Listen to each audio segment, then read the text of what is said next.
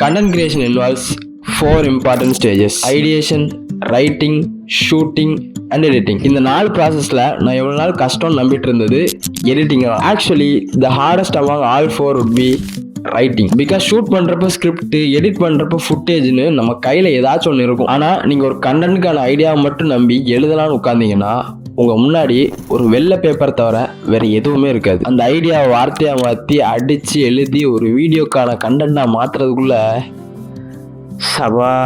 ஆனால் அதே நேரத்தில் அந்த பேப்பரில் இருக்கிற எல்லா விஷயத்தையும் எங்கே நிறுத்தி பேசணும், எந்த மாதிரி வேர்ட்ஸ் யூஸ் பண்ணி பேசினா நம்ம ஃபீலிங் பார்க்குற ஆடியன்ஸுக்கு கன்வே ஆகும், இந்த கண்டென்ட்டுக்கு எந்த மாடுலேஷனில் பேசினா நல்லா இருக்கும்னு இந்த மாதிரி வீடியோவில் வர போகிற எல்லா விஷயத்துக்கும் எமோஷன் கொடுக்குறதே ரைட்டிங்கில் தான். இதை மட்டும் சரியாக பண்ணி முடிச்சிட்டோன்னா ஷூட்டிங், எடிட்டிங் எல்லாமே ஸ்மூத்தாக போகும். அப்படி இல்லாமல் அரையும் குறையமாக எழுதி விதவிதமான ஆங்கிளில் ஷூட் பண்ணி எடிட்டிங்கில் கலெக்ஷன், டிரான்சிஷன், பிஜிஎம்னு என்ன வேணால் ஆட் பண்ணலாம். ஆனால் அவங்க கண்டென்ட்டில் சோல் இல்லை அப்படின்னா